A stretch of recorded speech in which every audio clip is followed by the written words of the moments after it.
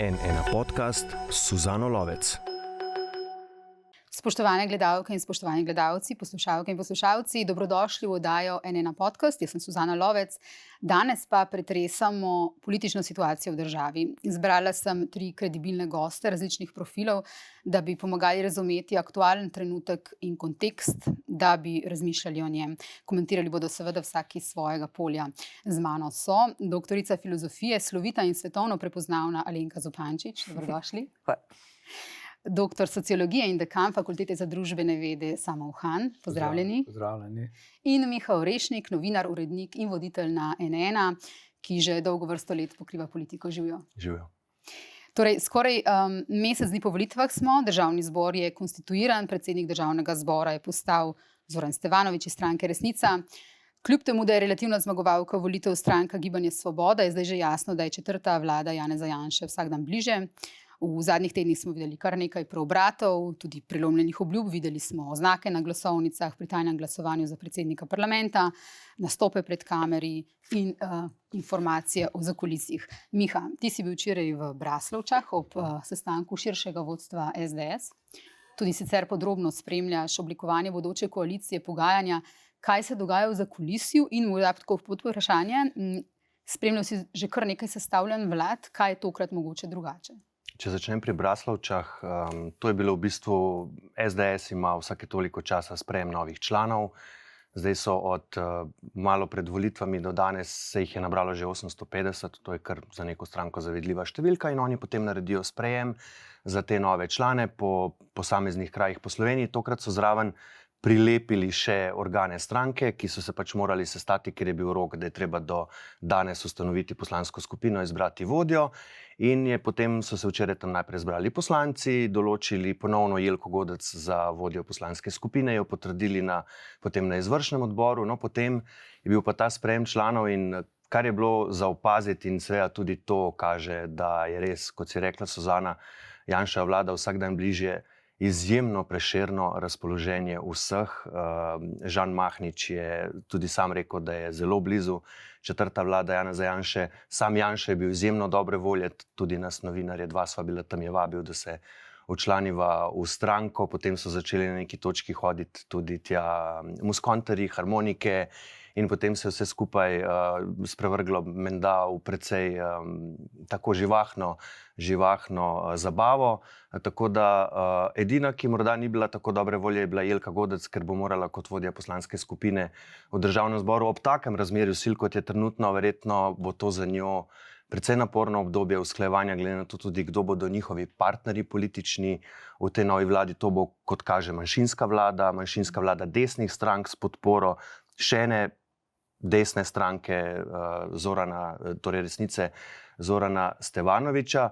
Kar vidim morda kot neko razliko iz leta 2011, ko je Zoran Janković poskušal tudi kot relativni zmagovalec sestavljati vlado. Zoran Janković je takrat večkrat polomil zobe, najprej na več glasovanjih, ko je trmaril z svojo kandidatko, z Mašo Kociper kot kandidatko za predsednico državnega zbora, ki se je spopadla v 2 krogih z Borutom Pahorjem, torej drugim kandidatom takratne potencialne koalicije. In je Janković trmaril toliko časa, dokler ni bil na koncu izvoljen Gregor Virant. Potem je šel Janković še na glasovanje za mandatarja, padal še tam in potem je Janša sestavil vlado. Tokrat je vtis, kot da Golob, ne da se ni polomil zob, da niti zares zagrizel ni v to ali pa kljunil, če tako rečem. Torej, bili so neki poskusi, vabil je na neke sestanke, ampak na teh sestankih nobenega premika ni bilo. Po mojih informacijah se je Golob osebno in tudi njegov krog, najožji krog, trudil, angažiral za to, da nabira podporo za predsednika državnega zbora iz vrst demokratov, Franca Križana, ki je vodil tudi kot najstarejši poslanec ustanovno sejo. Torej, volja je bila, spretnosti, da bi to pripeljal do konca, no te spretnosti pa pri Golobu v teh pogajanjih nisem zares zaznal in rezultat je tu. Doktor Uhan, kako vi komentirate trenutno politično situacijo v državi, kjer smo zdaj in način delovanja, kot smo ga videli od volitev do zdaj? Oziroma, mogoče če vprašam še malce drugače, kaj so sploh sporočili volivci, ker zdi se, da dlje kot smo od volitev, več je interpretacij, kaj je bilo sporočilo volivcev? Ja, Mogoče najprej v Braslovče. To, kar smo videli včeraj v Braslovčah, je eno od poglavij iz učbenika Maga, torej nikoli ne priznaj poraza. In naredi vse, da poraz postane karkoli pač, kakorkoli boš to pač imenoval. In se mi zdi, da kar dobro sledimo tem narativu, tudi mediji nekako opozarjam na poimenovanje tretjega bloka kot sredinskega bloka, kar je popoln nonsens in tako naprej. Okay. Ampak to je nekako njihova stvar, kako bomo temu sledili. Zdaj, torej Golobovi poskusi in vprašanje spretnosti. Zdi se, kot da je to neka spretnost, ki pa vključuje tudi neke moralne, civilizacijske varovalke, ko rečeš preprosto ne prestopam nekaterih mej. Kaj drugega bi lahko naredil, kot to, da prestane v nekaj, kar bomo očitno videli ob tej manjšinski vladi, kontinuirano, perpetuirano politično korupcijo. Ko bo manjšinska vlada čisto v vsakem koraku odvisna od nekoga, o katerem bomo mogoče kakšno besedo kasneje povedali. Kaj so sporočili volivci? Ja, o tem se moramo spraševati. Torej, namenili so večinsko podporo vladajoči stranki, ki je, to se je zgodilo malokrat v Sloveniji, ponovila mandat, novi obraz, da je ponovil mandat. Seveda moramo ob tem te odstotke razumeti tudi kot taktično glasovanje, kar ima neke stranske učinke, ne preveč dobre, in sicer zakaj? Dokler bo na drugi strani močna figura, opozicijska, Janez Janša, se bo dogajalo taktično glasovanje, ko ljudje presojajo, kdo je pač sposoben premagati tega močnega tekmeca na drugi strani, in to seveda v nekem omejenem bazenu volivcev z določenimi vrednotami posrka glasove v manjših koalicijskih strankah in to te prvake seveda tudi frustrira. Razumemo zdaj frustracijo Levice, tudi SD-ja. Zdaj, kaj narediti s tem rezultatom? Ali ga razumeti kot poraz? Zdaj, tukaj imamo spekter in interpretacij. Sam seveda moram ugotoviti, da nas čakajo zapleteni časi, ampak to je zdaj neka floskula in da mogoče pa državljani in državljanke niso povsem padli na izpitu, ni se zgodila konzervativna revolucija, kar je v resnici bil načrt Janeza Janše. Treba je povedati, da stranke, ki bodo sestavljale koalicijo, niso običajne desne konzervativne stranke, ampak gre za to, kar je Vesna Pusić, NN Srbija povedala, gre za nek radikalizem v resnici, izpraznjen klasičnih desnih vsebin. Tukaj gre za sejanje dvomov ali pa dvomov v delovanje institucij, vzpostavljanje delitev na elito in populus med običajne ljudi. Torej, vsega tega se bomo očitno nagledali. Videli smo tudi nekaj zaskrbljujočih izjav in potez, rekel bi, če ti predsednik Dume, ki želi, da Evropski parlament izgine iz prizorišča, da zgori, pošlje čestitko, potem te mora malce skrbeti, pa malce biti sram, če se to zgodi. Torej, zdaj imamo situacijo takšno, kakršno imamo. Jaz verjamem, da v ponedeljek, mislim, da Janša še ne bo prinesel 46 glasov, ampak to je povsem nepomembno.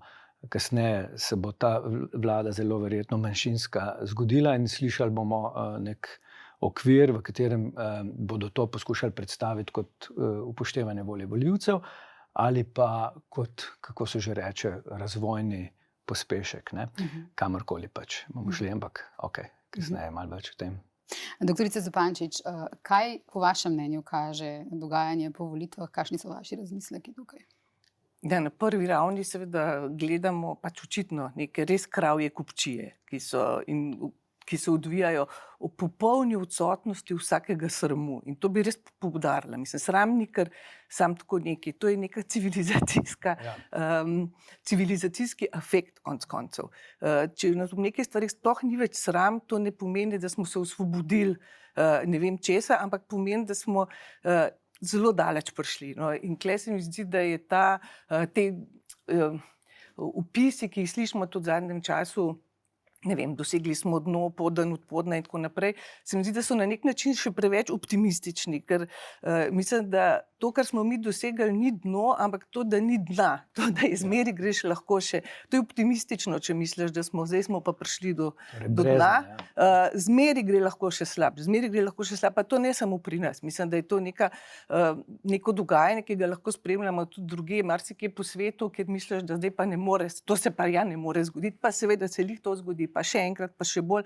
In tukaj brez nekega zelo odločnega kontrapuša ne bo šlo. Če bomo samo pametni, pa bomo razgrabljali, kako je itak politika zmeri pokvarjena, pa je to del politične folklore, pa itak smo se tega. Kaj nam ta presežna vednost pomaga? Čist nič. Nič se ne spremeni, samo še slabše. Še vsako pričakovanje, recimo, ki mogoče je prej obstalo od politike, zgine. No. Sicer pa se mi zdi, da to, kar je zmagali na teh volitvah, niti ni toliko ena ali pa druga stranka, ampak neka določena mentaliteta. In ta mentaliteta, zdaj, če začnemo bolj z notranjimi političnimi, domnevam, da se bomo pol še mogoče na zunanjo politično, pomeni, se mi zdi pa, če neka, recimo, mentaliteta kšeftarjev, malo se znajdeš, tudi če je nek večji gospodar, malo ga okrog prineseš, takrat, ko se da, kdaj pa tudi ne, v osnovi mu služiš. Hkrati je to neka mentaliteta, ki je zdaj zelo, daje ton zdaj ta tako imenovani srednji blok, karkoli že to je, s tem velikim sloganom oziroma predlogom interventnega zakona, ki, kot vemo, to nikakor ni. To ni interventni zakon v smislu zakonov, ki so se sprejemali v času poplav, ko pač zelo direktno ciblirano sprejmeš neke ukrepe ob neki krizi, ki tokrat poleg tega ni kar neka kriza, ne? Energetska naftna kriza je nastala zdaj, ker so njihovi prijatelji napadli Iran in to ni prišlo z neba. Ne? Pač ta kriza bi se ji bilo mogoče izogniti, če ne bi podpiral neke določene politike. Skratka, gre za to, da zdaj se je pač vzpostavila ta logika interventnega zakona, ki ima veliki slogan, ne vem, vzeti državi in dati državljanom, kar je, jaz ne vem, kakšno bajeslovno bitje je zanje država, ker to je dobesedno, mislim, zame je to nek ekvivalent tega, kar, ko je Musk skakal z motorko po odru in bojo uklestili državo, da bo čisto vitka in prekrasna in tako rekoč neobstoječa. Vemo, da to ni porodilo nobenih rezultatov, ki si jih obljubljali. Empirično se lahko prepričamo, da to ni delovalo. Tudi Musk je že ven. Skratka, to uklestanje države je popolna, mislim, kaj država je pač sistem, ki je tudi tam predvsem za državljanov. Ne rečem, da deluje idealno ali karkoli takega, ampak ne rešuješ problemov tako, da poklesti sisteme na minimum. In tukaj to vpletanje res s temi, pa bodo to mali podjetniki, pa bodo kmeti, ki bodo zdaj veseli. Mislim, kmetom je treba povedati, kaj pomeni dolgoročno vitka država, kaj pomeni intervencijski zakon dolgoročno. Pomeni to, da ko bodo naslednje poplave, naslednja suša, tega bo vedno več zaradi podnebnih sprememb in drugih stvari, ne bo več tako, da bodo rekli, ok, prosim država, zdaj pa vi tole pomagajte malo, ne? Ampak bo država rekla, sorry, koliko sem vitka, pač ni, znajte se sami, a ne. Saj ste kaj našparali, zdaj, ko smo vas toliko razbremenili v prejšnjem času. Mislim, to je kompleksen sistem država in to ne moreš samo s temi populizmi, ker res so populizmi, v koleno streljati države. No, in tukaj bi državljani mogli malo drugače razmišljati. No, to ni pač, država je v tem pomenu nekaj, kar nas drži po konc, bi nas moglo, ki ima infrastrukturo, ki nas drži po konc. Ne pa nekaj, kar bomo zdaj, kdor bo prišel, se odločil, kakšno linijo telesno ima. Je pa treba razumeti, da je ta interventni zakon kot nek preizkusni kamen te bodoče koalicije. V bistvu zanjo si absolutno najbolj prizadeva Nova Slovenija, oziroma trojček okoli Nove Slovenije, še bistveno bolj kot Janez Janša. Po mojih informacijah je bil Jernej Vrtovec osebno tisti, ki je ves čas, ko so vendarle v tem času potekala ta zakulisna pogovarjanja, bil on tisti, ki je govoril, pa dajmo, zdaj imamo edinstveno priložnost, prvič desno-sredinsko vlado v Sloveniji, bomo pa oziroma desno. Desno, kot se zaenkrat kaže, seveda bolj desno. Ne? In je bil Janez Janša tisti, ki je rekel, nikamor se ne mudi, počasi, ne, v SDS-u dejansko so obstajali in še zdaj sicer so vedno bolj osamljeni razmisleki, a sečmo mi to sploh iti. Pred nami je velika kriza, ne bomo mogli izpolniti tistega, kar smo ljudem obljubili. Ne bomo mogli dvigati pokojnin. Je bilo nekaj zadržkov med nekaterimi. Jelka Godec, vodja poslanske skupine. Romano Tom sem sicer spraševal malo o Stevanoviću, pa je pozabila na svoje zadržke o njem. Ampak hočem reči, SDS ima resen pomislek, ali iti v to ali ne. Po drugi strani pa je edinstvena priložnost, kako bi oni svojim volivcem zdaj rekli, poglejte, razmerja so tesna, ja, smo prelomili obljubo, da ne bomo šli v manjšinsko vlado, ampak vendarle, kako bi svojim volivcem rekli, odpovedali smo se možnosti desni vladi zato, ker je pred nami krizno obdobje, pri čemer pa sami poudarjajo, mi smo tisti, ki imamo ekipo za krizna. Rešili smo COVID. Rešili smo enkrat vladali, pa smo videli. Večkrat, oni sami pravijo, rešili smo COVID, rešili smo prvo krizo. Moramo pustiti, da zagrizajo v to in potrpeti nekaj časa. Ja, ne vem. Miha, omenil si zdaj te prelomljene obljube. Daj mi povej, po tvoji oceni, kateri volivci so trenutno najbolj, da tako rečem, v navednicah nategnjeni zaradi prelomljenih obljub? Kje pa začnem? Ne vem. Ker bi bilo, mislim, v prvi vrsti volivci, ki so volili desno, absolutno. Seveda se posledice to pomenijo tudi za leve volivce, ne obenem. Ampak Anže Logar, njegova temeljna, bom začel kar z njim, njegova temeljna politična zaveza, ki jo ponavlja ne samo v recimo predvolilnem času, zdaj zadnje mesece, ko je ustanovil stranko, ko je šel ven iz SDS-a, je bila njegova temeljna politična zaveza politična širina. Mešana vlada, ko smo jih tukaj na soočenjih spraševali, njihove predstavnike, tudi njega, če imate na izbiro mešano vlado ali pa enobarvno vlado z Janezom Janšo, kaj je vaša prva izbira? Odgovor je bil jasen. Mešana vlada. In v enem, mislim, da za Dnevnik je pa celo rekel, v vlado Janeza Janše ne bom šel, če ne bo notri vsaj ena leva stranka. Tega že danes ni več. On nas ni razočaral, ni se uvrstil v parlament. No, ampak zdaj pa pravi, ko smo ga vprašali v petek po ustanovni seji, kje je zdaj ta politična širina, bi šli v to vlado, je rekel, saj je naša poslanska skupina, 6 jih ima, tako raznobarvna, da je že to dovolj politične širine, da bo vlada, ki bi imela 48 poslancev, desna vlada, imela 2, 3, morda iz demokratov, ki so malo bolj levi, in je to zdaj za njega že dovoljšna politična širina. Tako da, če bi moral izbrati enega, je to absolutno Anže Logar. Razumem pa Stevanovićevi, to so pa take izjave, pa take napovedi, da je težko jih slediti, težko jih postavljati v kontekst, kaj je rekel včeraj, kaj je rekel danes, da sploh ne bi mogel se opredeliti dejansko do tega. Tega je toliko veliko. S tem se bo treba ukvarjati. Ena od teh recimo stvari, ki se spreminjajo glede Stevanovića, je torej novela glede RTV-ja, s katero bi torej ukinili obvezni RTV prispevek. In recimo tukaj sem zaznala v razmaku par dni, prejšnji petek na Planetu, mi bomo to vložili, ta zakon bomo obravnavali in naznanili prav vsakega poslanca, ki bo glasoval proti takemu zakonu, je rekel Stevanović. Kaj točno to pomeni naznanili poslanca, ki bo glasoval proti, nam ni jasno. Ampak recimo, ko se pa spremeni to, kje izgovarja, recimo v ponedeljek na nacionalnem radiju, povzetek je iz MMC-ja, je pa v bistvu spremenil mal narativ. To pomeni, da mora iti v proceduri pa bomo videli, kako se bodo stvari odvijale. In potem na podvprašanje je rekel, za RTV se ne spremeni popolnoma nič, kar zadeva financiranje, edino plačilna dinamika bo drugačna. To so te spremembe, recimo, na eni ravni. Ampak ko smo že, dr. Han, pri tem, ta grožnja, ki se kaže za RTV, pa recimo za nevladnike, nevladniki so že na nogah, so se tudi že odzvali, CNVOS se je odzval. Zdaj, zdi se, da se obetajo povsem iste fronte, kot smo jih v državi, če bo vlada Janeza Janše, kot smo jih gledali pred 4 leti. To nas ne more presenetiti, akterji so tako rekoč isti, eden ga še dodamo. Ampak da poskušamo orisati ta razkorak med vlado, ki bo nastala v smislu vrednotnega profila in javnega mnenja, če ga poskušam malce strukturno opisati. Nedavno je kolegica Hedeja Iglič na njenem centru so opravila neko raziskavo, ki razkriva nekaj teh zagonetk.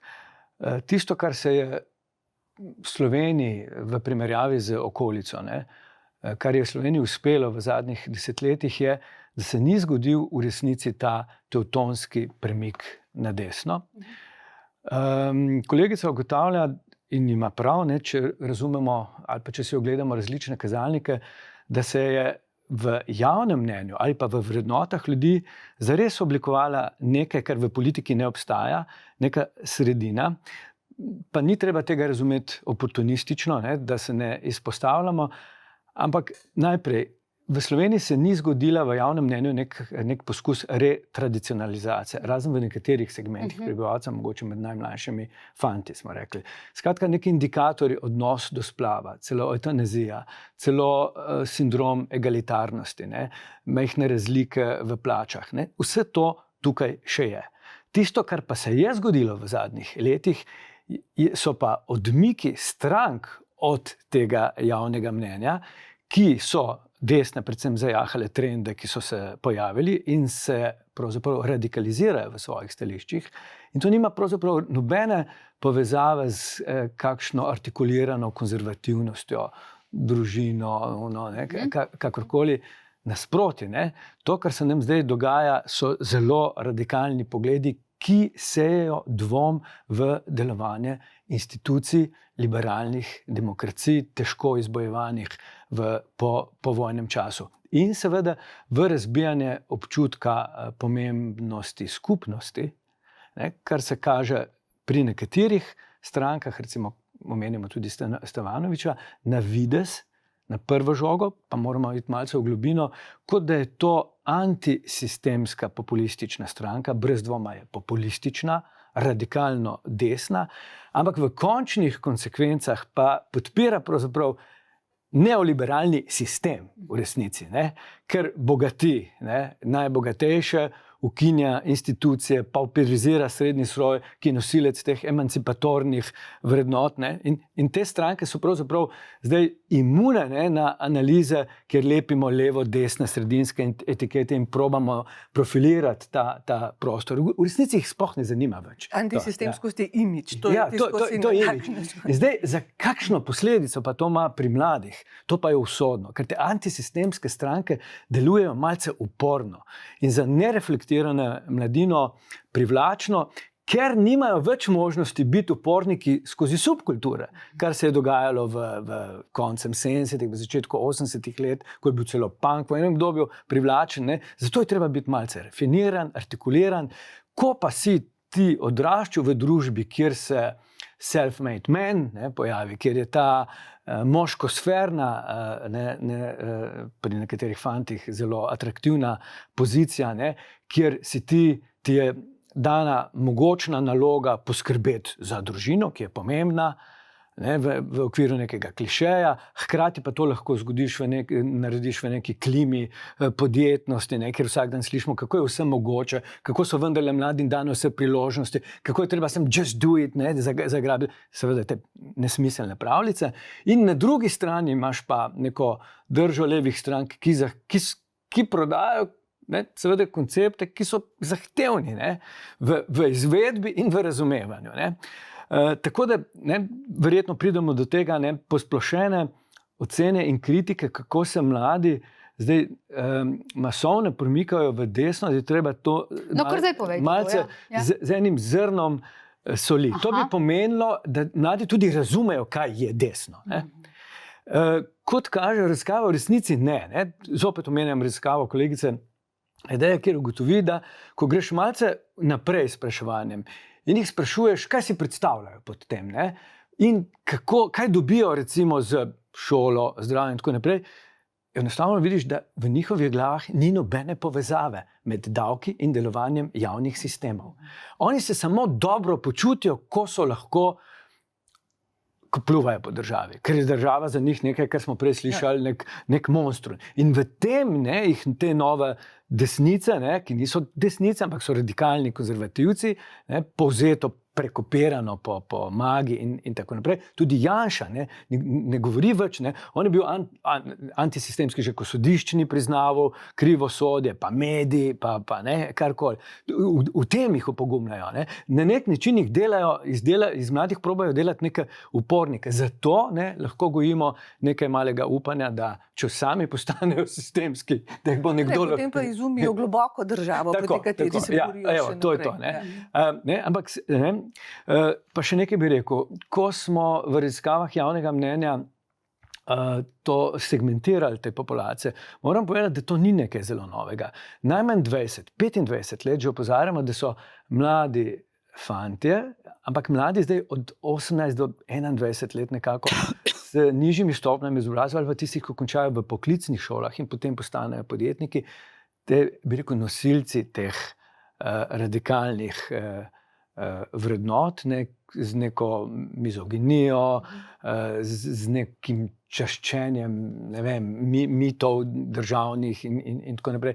Ampak to se nam pojavlja zdaj že kar 20 let. Recimo, odnos do abortusa, to ni, pri mladih fantih to ni od včeraj, negativen odnos je že najmanj 20 let. Popolnoma druga zgodba, vsaj v enem delu, popolnoma druga zgodba so mlada dekleta, ki so v neki točki se zdijo indiferentna do politike, potem pa vendarle, ne bom uporabil izraza intuitivno, ker ima slabe konotacije, uvidijo, da te stvari pa niso, da ne grejo tako enostavno. In potem se to začne lomiti v starostni kategoriji tam nekaj čez 30 let, ko se začnejo te karierne poti, potem pa nastanejo novi klividži po svetovno-nazorski, pa po izobrazbi, pa podeželje, mesto in tako naprej. Tam pa pol zasledimo te delitve, ki so nekako običajne. Tu od spodi pa brbota in zdaj te mlade tako označiti za desničarje bi po svoje bi bila neka nepravilna oznaka, ker oni tega pravzaprav sploh ne razumejo. Niti ne prepoznajo, ampak so na nek način malce, kot da gre za neko subkulturo uporništva, ki jo je desnici uspelo tako instrumentalizirati. Dr. Zupančič, kako pa vi ocenjujete stanje zdaj v družbi in državi glede na mednarodno situacijo? Torej, kam grejo vaši razmisleki, ko ob trenutni situaciji v Sloveniji upoštevamo še dogajanje širše v svetu? Na nek način bi se navezala na to, kar sem prej rekla, samo po drugi plati, da to, kar je zmagalo, in se strinjam, to ne pomeni, ne govorimo niti toliko nujno o volilcih, kot pač o teh političnih opcijah, ki so pač zdaj, recimo, da bodo sestavljali očitno neko koalicijo, da je zmagala določena mentaliteta. In mentaliteta, ki je glede na svetovno-politični kontekst izrazito, po mojem, res škodljiva, sem za nekih moralističnih ciljev. Zdaj, tudi če pustimo ob strani, pa težko je pustiti ob strani vse te povezave tesne in ljubezni do Izraela, ki konec koncev izvaja genocid že nekaj časa, pa se osredotočimo samo na neko sporočilo, ki so ga ne samo v tem predvolilnem boju, ampak mislim, da tudi že prej, ko se je začelo cela ta zgodba z Palestino, pa potem zdaj z Iranom, vodje teh strank sporočilo je bilo to: glejte, ljudje, mi smo majhni, popolnoma nepomembni, tukaj so neke vele sile, ki so močne, ki se odločajo, koga bodo napadle, kakšne tarife bodo dale.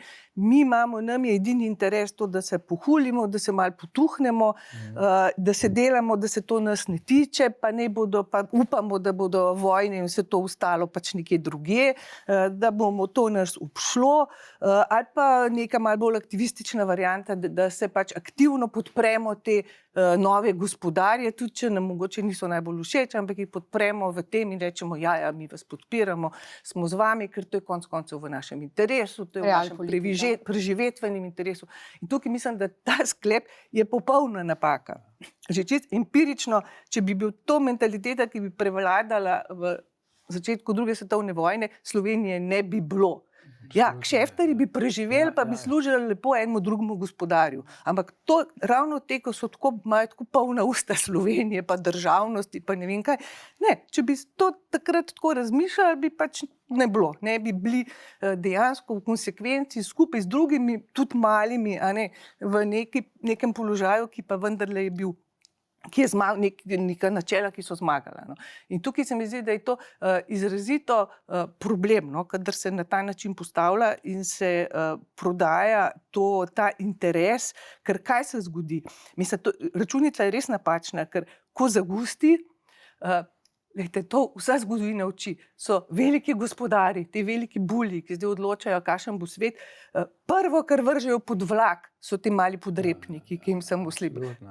Končaš pod vlakom prvi, mislim, to je enoznačno. In jaz mislim, da to, kar bi res mogli ljudem, ne vem, politiki, vsi predstavljati, je to, da to ni recept za preživetje, to je recept za izginotje. In da če hočejo res, ne vem, mirno živeti svoje življenje, pa se ne ukvarjati s temi to, potem je zdaj trenutek temu reči ne se pa delati, da to ne obstaja, ker to res to spominja na veste, otroke, ki se skrivajo tako, da si pokrijejo roke, pa mislijo, da če oni ne vidijo sveta, tudi svet njih ne vidi, pa je se skriješ.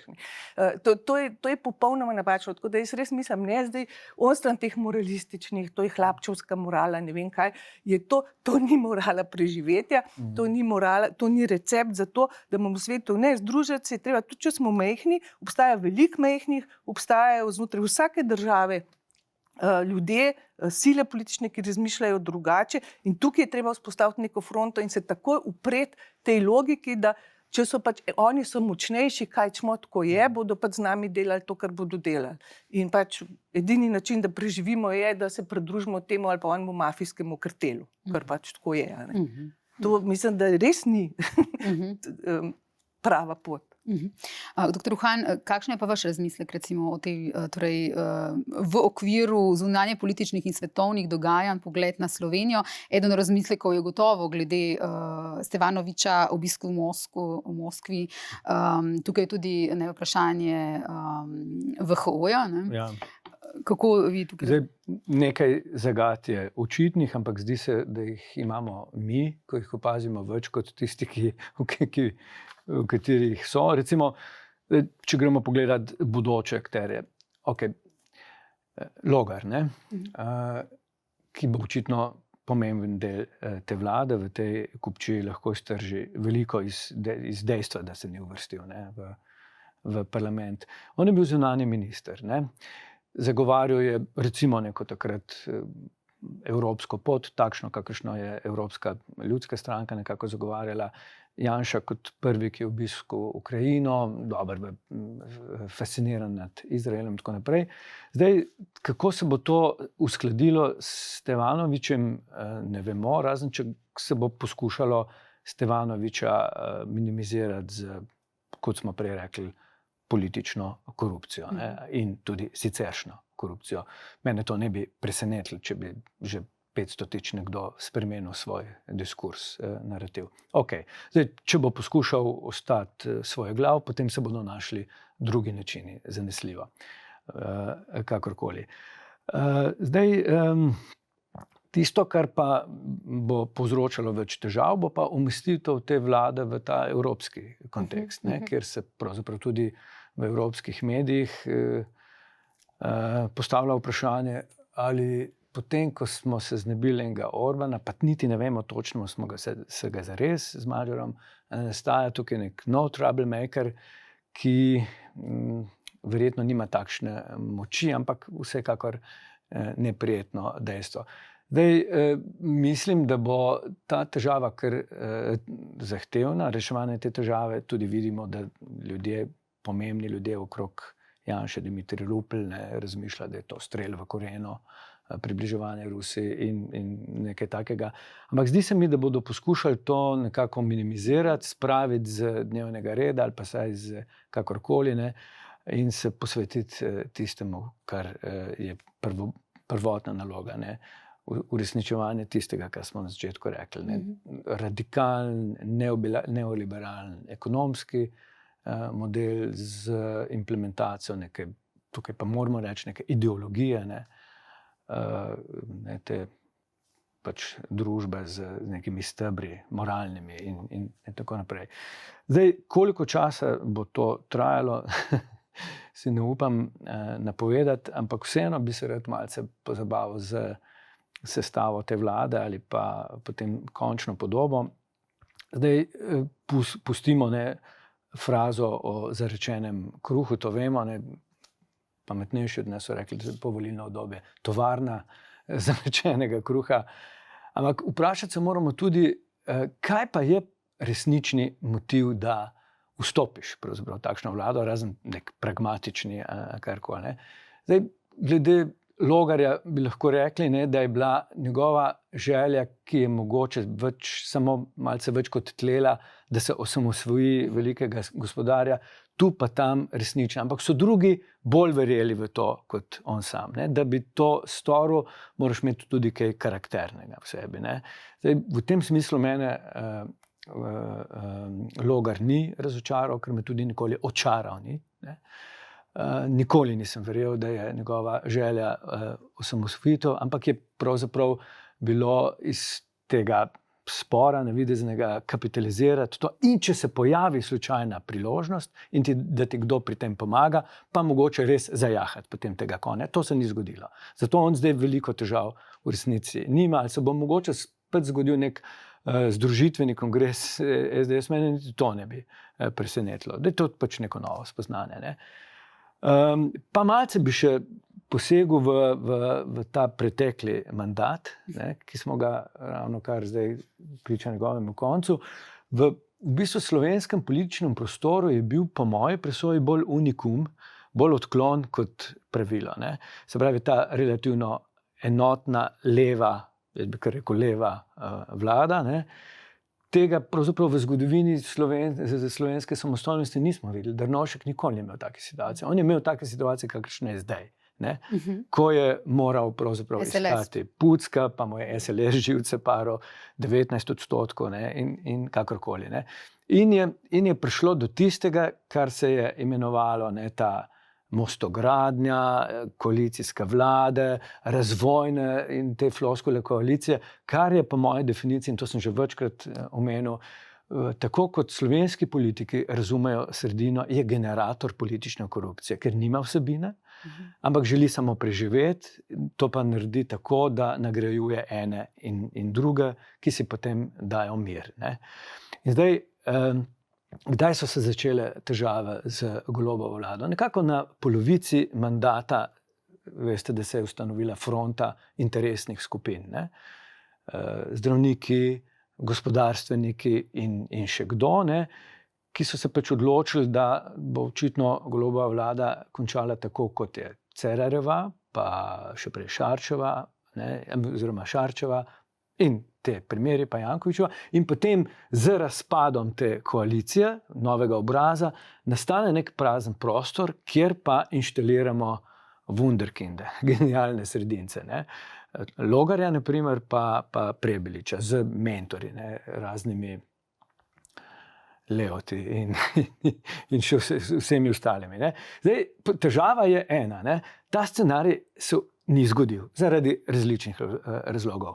Svoboda ni razpadla, Golob ni odstopil, in zdaj je pa nastalo vprašanje, kako napolniti te dva genialna igralca, ki se ne drug nista uvrstila v parlament. Fanti tega scenarija pravzaprav niso v resnici preigrali, ker jim je bilo rečeno, da bo to tako ali pa tako ratalo. In zdaj smo na točki, kjer je možna samo vrnitev nazaj v naročje očeta, če tako rečemo, ali pa narediti zares neverjeten pogumen korak, mislim, da ni nikakršnih možnosti, kjer greš v nasprotni tabor in se pač artikuliraš in razvijaš in mogoče enkrat postaneš premijer, ampak on očitno tega to pač ni mogoče narediti. Zdaj, ker smo prej rekli, da iščemo neko, Golob je začel vlado sestavljati široko, sredinsko, razvojno koalicijo, zelo verjetno, da bi to seme nekako zasedil, da bi to pograbili gospodarstveniki, To bi, če bi bili racionalni, pa niso. Ne? Tako da se jim zdi, da je ta radikalna opcija, ne, ki jim daje vse, zdaj takoj, nižje davke, sprememba okolja in tako bolj privlačna. Zdaj, to bo trajalo, dokler bo trajalo, prihodnosti ni mogoče napovedati. Ne? Zdaj, kakšni bodo pa sistemski stroški, pa mislim, da razmeroma veliki. Ne? Miha, nekaj si že rekel o tem, ne, da takrat po volitvah smo vsi govorili, komentatorji so komentirali, ne, da se bo v naslednjih tednih pokazalo, kakšne so sposobnosti Roberta Goloba. Rekel si že naprej, kako v bistvu ni niti zagrizel. Torej, sposobnosti za pogajanja, za vodenje, za, ne, če tako rečemo, politično kombinatoriko. Izkazalo se je, da v bistvu tega ni bilo, da je tukaj, ne, torej Janša veliko bolj spretno odigral. Sploh ni nujno, da bo bolj velikodušen. Ja, ni nujno. Ni nujno, da bo bolj velikodušen. Ja, tako. Gre za popolnoma drug, koncept. Iracionalen Koncept, ja. moment, ker se pač ne moreš spremeniti. Ja. Ampak kaj je zdaj recimo še, ne, predstava za javnost, kaj pa je že dogovorjeno, oziroma kako daleč blizu do nove vlade smo v tem trenutku? Mogoče, da začnem to, kar sem prej rekel, ne, Golob, vlada narodne enotnosti, to, kar je začel takoj po volitvah razlagati. Namen je bil jasen, osamiti SDS. Ja. Torej, on je celo rekel, vse demokratične stranke vabimo na pogovore, torej, absolutno je bil njegov namen izolacija SDS, da ostane sama v opoziciji, če je to le mogoče. A ne?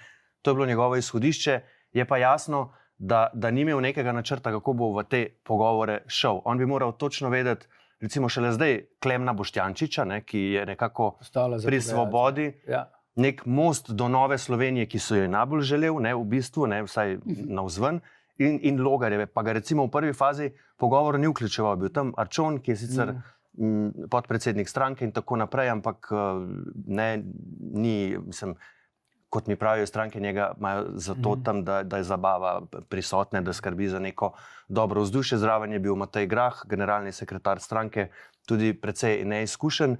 No in Logarjevi so pa seveda imeli težavo, ker so bili izvoljeni pač teh 6 poslancev. Nepravi poslanci. Tukaj se jaz tudi sprašujem o Logarjevih sposobnostih presoje, sestavljanja kandidatnih list, ker vemo, da je pri nas pač volilni sistem tak, da točno veš, kje, ne, in je sebe recimo sam ni kandidiral v okraju, kjer je bil nazadnje izvoljen, to najbolj desen ljubljanski okraj Vič Rudnik 4, ki zajema območja Polhogradec, Horjul in tam okol. Tam je SDS dala zdaj Aleša Hojsa. Logar pa ni želel tam kandidirati, ampak je šel v Logatec, kjer je nazadnje na predsedniških volitvah dobil najboljši rezultat in je mislil, da bo tam zagotovo izvoljen. Na koncu se je zgodilo, da ravno v tem okraju, iz katerega je pobegnil Logar, je bil izvoljen Tadej Ostrc. Ne? Tako da hočem reči, da Golobu se je potem ta krog vedno bolj zapiral. Demokrati pa v bistvu, kar zdaj počnejo, je samo še, da ne dajejo vtisa, da so res takoj skočili v objem Janezu Janši, kar je pač Logar rekel, da tega ne bo storil. In se zdaj sprejemajo stališče, pogovarjamo se obema. Sicer je gospod Križan, vodja poslanske skupine, včeraj rekel, da v 3 tednih niso prišli nikamor in da imajo občutek, da jih ne jemljajo resno, tako da je že zdaj pripravlja se teren. Hočem reči, demokrati, ker imajo pač notranje zelo res različno situacijo in različne ljudi notri z različnimi mnenji, tudi v poslanski skupini, morajo zdaj, Marjan Šarec bi rekel, stenstati to poslansko skupino in članstvo stranke, da drugega kot Janševa vlada za demokrate niti ni možno. Na volitve pa pač bi jaz rekel, da glede na trenutno situacijo si te male stranke pa res ne želijo. Tako da Golob bi vse te stvari, če bi se v zadnjih 4 letih česa naučil, lahko predvidel, pa jih ni. In tudi to, kar ste prej rekli, doktor Han, ne, Golobu ni uspelo to, da bi ponovil mandat, ker ga očitno ne bo ponovil. Ne. Zmagal pa je 2-krat zapored. Tukaj se res postavlja, zmagovalec bo tisti, ki bo sestavil. Tukaj se res postavlja vprašanje, ne, da zmaga tisti, ki ima več pesjanskega, če sprejmeš to igro, če ješka. Očitno vsi tega ne verjamejo. Ne glede za ceno, ne, ki jo potem plačaš. Jaz mislim, da on seveda je sposoben presoditi in oceniti, da je Vrtovec bil vnaprej izgubljena igra. To je poskušal in upal, da se bo ustvaril zunanji pritisk, ne, gospodarstva, če bi to gospodarstvo bilo, kot tako racionalno kot predsednik gospodarske zbornice mogoče. Vrtovec je bil po mojem naprej izgubljena zgodba. Igralo se je seveda na demokrate, pa zakaj? Ne zaradi, kot smo po moji presoji, Logarja, ki je radikalna praznina, brez idej in rešitev, v tem ni nobenega dvoma, ampak zaradi tistih, ki so ga na neki točki obkrožili z nastajanjem tako imenovane platforme. Ali smo že pozabili na platformo, tam noter je Pikalo, pa Alja Brglez, pa bivša ministrica Anja, in še... Stranki jih pa ni, Stranki jih pa ni, ampak platforma seveda jih ni, toliko pa premorejo premisleka, In za njih se je nekaj časa domnevalo, da bodo lahko tisti, ki bodo potegnili ročno, kot se temu reče, ali pa kultivirali to zadevo. Ne, tudi nikjer se niso zdaj oglasili. Tako da, ko se sprašujemo, kaj je mogoče narediti, jaz mislim, da vsak izmed nas ve, da je mogoče postaviti ali višjo ceno ali pa več plačati. Ampak hkrati biti sposoben tudi razmisleka, kako visoka pa je končna cena. Zdaj, težava za celo levo ali pa levo sredino je, ali so sposobni vzdržati napetost v opoziciji.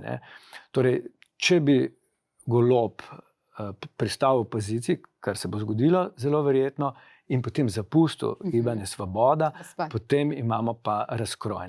Zdaj se mi zdi, da se v to zelo veliko investira, ker jaz mislim, da je on bil strani volivcev prepoznan kot lider leve sredine, ampak tudi tukaj si moramo postaviti zelo zoprno vprašanje. Kdo vse pa ni zadovoljen, da bi nastala levo-sredinska vlada na levi sredini? Ne bodimo povsem naivni in biti prepričani, da vsa leva sredina pričakuje oblikovanje leve sredine. Jaz sem prej povedal, da z močnim voditeljem na levi sredini se prazni. Levica, prazni se SD, Prebelič z napačno tarčo potem pokvari zadevo. In tudi to vprašanje se treba postaviti. Mi smo že velikokrat strani SD-ja slišali nekaj zelo slabih mnenj o pojavu novih obrazov. Nov obraz je bil Golob. Novi obrazi so za SD glavni krivec za to, da oni nikoli ne pridejo do zmage. Ampak tokrat nismo imeli novega obraza, pa je SD vsem dobil šest poslancev. Oni živijo v neki iluziji, da se je takrat s Pahorjem zgodil njihov naravni rezultat.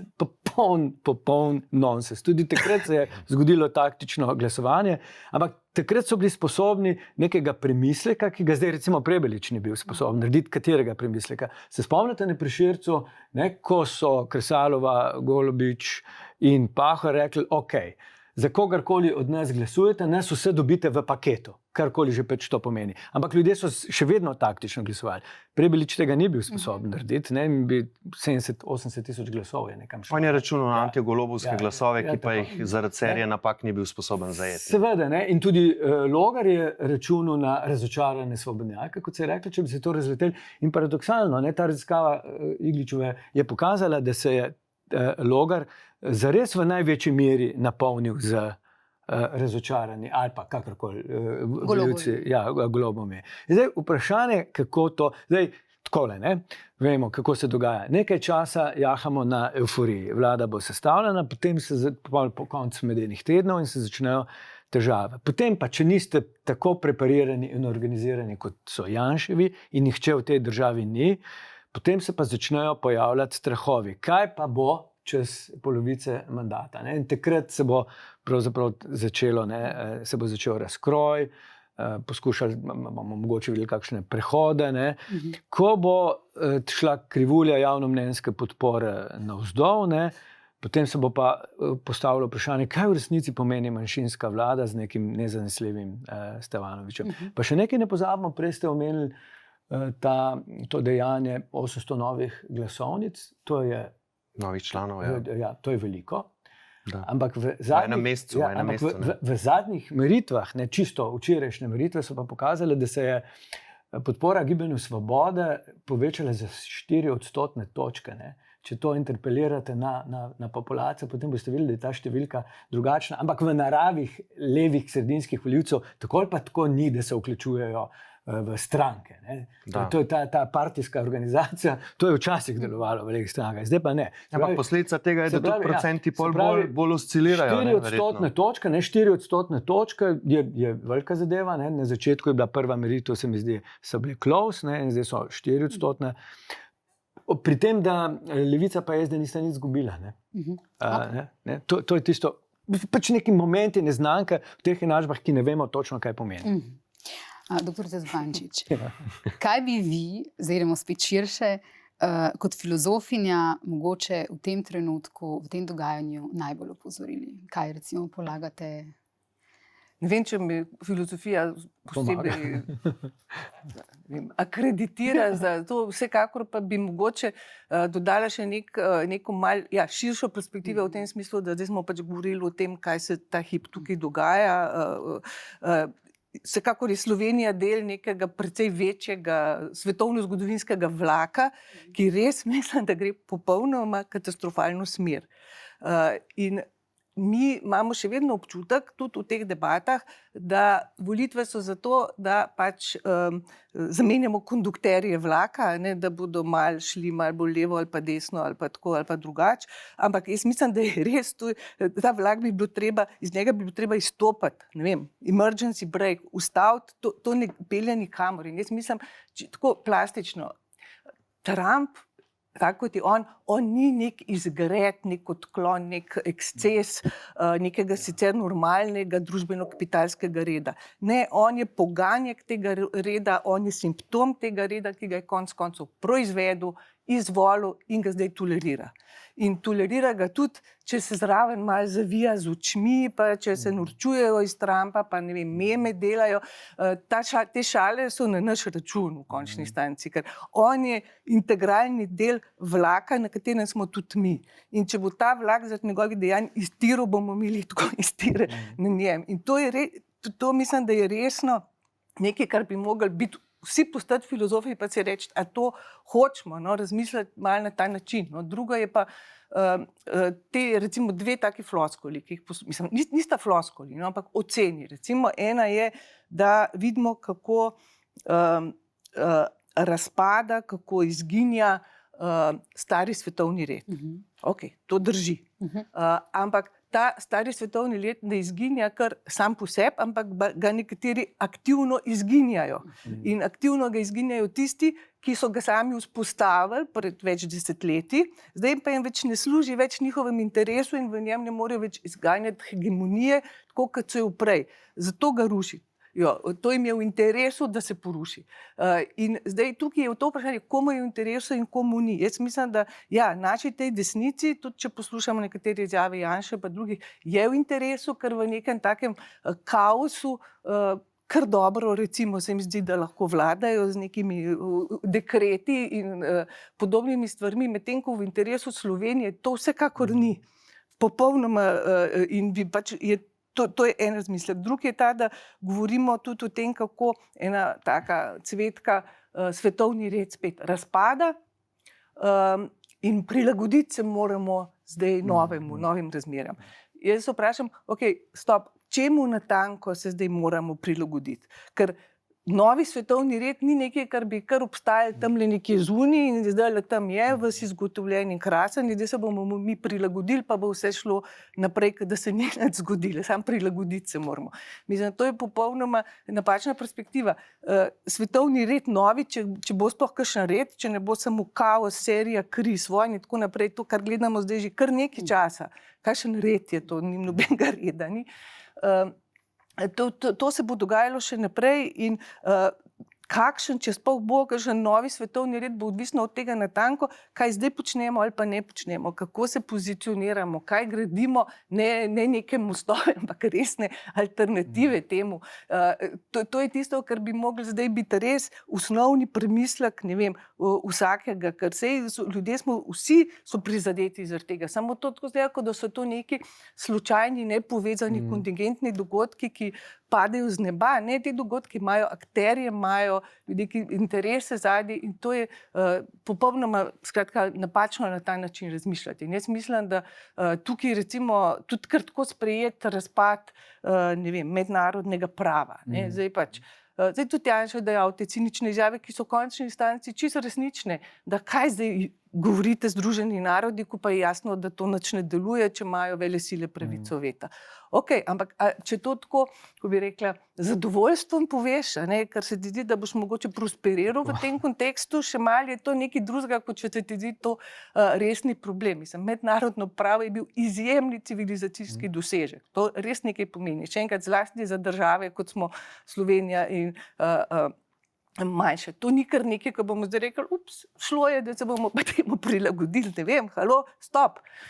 Pa hkrati tudi se mi zdi, da je ta perspektiva, da malo sem zgubila nič, skratka, da to prilagajanje je res prilagajanje nečemu, kar je samo, mislim, kako se prilagodiš katastrofi, to nima nobenega resnega pomena. No, in jaz mislim, da bi dejansko mogli tukaj se še enkrat obstajajo ljudje, ki niso tako v manjšini posod po svetu, ki razmišljajo drugače in bi bil pač čas, da so neko internacionalno, ne vem, nekaj poveže. Čisto zares je vprašanje, kaj vsak lahko naredi in kaj zmore. In včasih pridemo čisto do partikularnih stvari, ko moramo razmišljati o nalogi vseh nas, ki kdaj, hvala vam, pridemo do besede, tudi novinarji, ki nam daste to besedo, ali pa res na vsakdanji tudi politični praksi. Jaz bi eno zadevo rad omenil. V ponedeljek se bo nekaj zgodilo. Jaz bi prosil predsednico, če bi lahko, da naj nas neha utrujati s to osnovnošolsko matematiko. Vsi znamo prešteti do 46 s tem parlamentarnim klišejem, ampak bi rekel, da 46 ni enako 46. To mora ona znati državljanom Republike Slovenije povedati. Se pravi, dam mandat tistim, ki mi bo prinesel 46 glasov. Ne, vsakemu ne daš, ker je popolnoma jasno, da ima Janša možnost, da jo demokratično obide. Ona podeli mandat za sestavo vlade, ampak da se jo pravzaprav legalno obiti, se pravi s drugim, tretjim glasovanjem, kakorkoli, z dogodkom v parlamentu. Ampak tisto, kar od nje pričakujemo, je, malce se je, upam, da ne samo zarekla, da vsakemu pač ne bo dala mandata in pri tem je seveda treba vztrajati. Sej to ne pomeni, da ga on ne bo dobil ali pa si ga bo pač vzel.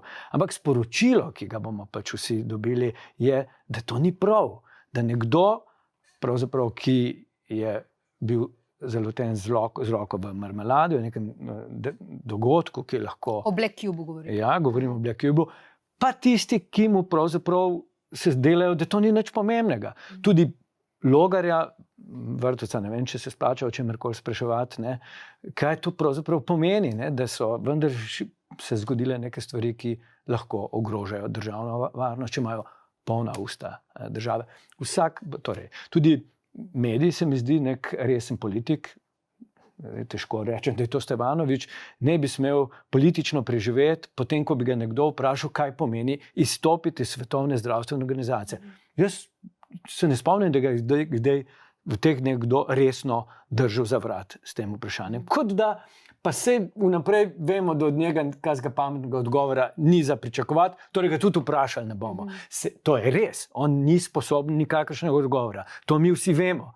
Ampak vseeno ga je treba neskončnokrat vprašati in s tem preglasiti v resnici. Miha, ti si bil na tistih protestih pred več kot 4 leti, torej tukaj naokrog v Solzivcu, spomnim se tebe in kolegic, ki so s tabo hodile, mislim, s kamerami, objokani ste hodili. Ja, na enem protestu sem Stevanovičem celo 20 km prehodil po Ljubljani. To je tudi takrat, ko so imeli desant na obvoznico, ko so obvoznico zaprli. Se pa ti verjetno dobro spomniš, kaj je takrat govoril Stevanovič o Janševi vladi in kaj so kaj so predstavniki Janševe vlade govorili o Stevanoviču. Ja, ravno včeraj sem Mojco Škrinjar, nekdanjo poslanko SDS, ki je označevala te protestnike kot drhal in o Stevanoviču govorila, torej za njo je bil vse samo človek. Levi potaknili. Ja, in tudi Romana Tomc je dan po volitvah govorila, ko še ni bilo jasno, da Stevanovič bo šel z njimi, je bilo še nekako v zraku, da bo mogoče Golobu dal glasove. Romana Tomc tvitala v angleščini, torej to je bilo mednarodni javnosti namenjeno. Janez Janša nikoli ne bo formiral vlade s skrajno desno, pro-putinovsko, pro-rusko stranko, skrajno desničarsko stranko Resnica Zorana Stevanoviča. Ampak tukaj si me spraševala, kaj je bilo 2021. Dajmo se vprašati, kaj je Zoran Stevanović septembra, ko so bile hišne preiskave pri Alešu Hojsu v svojem posnetku govoril. On je, bom pač vulgaren, ampak on je rekel, pezde malo Alešu Hojsu. Zdaj pa ti ljudje skupaj, torej, če uporabim besede Lenarta Žavbija, ki so zdaj že ponarodele skoraj špricatelj in špricanec, pač bosta skupaj Slovenijo Ja, včeraj je pa Žan Mahnič po koncu nas vse tam, ko smo bili vabljeni na špricer. Ja, ampak tukaj smo, tako da izjave iz 2021 so še veliko bolj nepomembne kot to, kaj je Zoran Stevanović govoril septembra 2025. Glede izjave, te famozne izjave overjene na upravni enoti, ni bila overjena izjava podpis, da je to dejansko podpisal Zoran Stevanović. Tudi če bi bila, to je čisto irelevantno. Nima nobene pravne. Tukaj mora imeti neko drugo dimenzijo, ki jo pa, kot smo prej slišali, mora znati tudi misliti. Teh kapacitet v tej ekipi. Morda bi res bilo treba, mislim, ker zdaj se vsi strinjamo in vsi vemo, kje smo, koliko daleč je to, ampak hkrati moramo vedeti, da ta vednost nam čisto nič ne pomaga. Včasih si narcistično rečemo, ampak vsi vemo, da so vsi pokvarjeni. Ta vednost je edino, kar nam še daje neko zadoščenje, pa vse smo vedeli, itak vse smo vedeli, kako bo. Ne vem, mogoče bi bilo treba ustanoviti neko stranko naivnih državljanov, ki bi od politike še kaj pričakovali, ne samo, da živijo naprej, vse vejo, da, ne vem, tukaj je res tudi na ravni komentarjev, publike, odzivov, je tudi to ne samo gorčenje, ampak nekaj, ne vem, samega sebe, konec, če bi državljani sami sebe tudi malo bolj resno jemali, pa bi se potem tudi malo manj pustili, daj nategniti politično.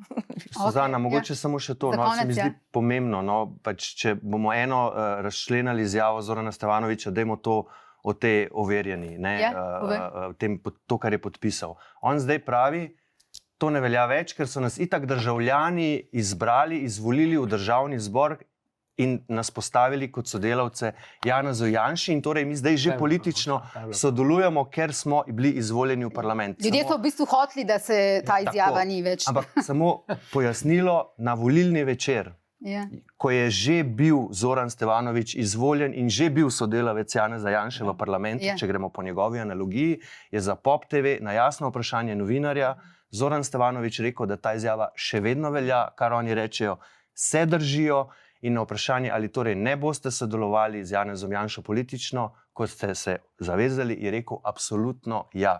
Samo to bi v zvezi s tem povedal in ostalo pa... To bo tako ostalo in njemu bodo uredili nek aranžma, da formalno ne bo član vlade, in bo... On je kvintesenca tega, da je aktivnost, ta aktivizem, neke vrste aktivizem dejansko pomeni čisto pasivnost. Ta stavek vse pove, zgodilo se mi je. To se vse, jaz sem ful aktiven, ampak zdaj se mi je pač zgodilo to in bom pač to podprl, mislim, ker se mi je že lih zgodilo. In pravi, da je bila to edina možnost, da smo dobili predsednika državnega zbora v petek, kar ne drži. To absolutno ne drži, ampak v redu. Hvala lepa vsem trem za vaše poglede, za vaše razmisleke. Hvala, da ste prišli, zagotovo še kdaj, upam. Z veseljem. Hvala. Hvala lepa tudi vam, dragi gledalci in gledalke. Naslednji teden smo spet skupaj. Hvala, ker ste vsak teden z mano.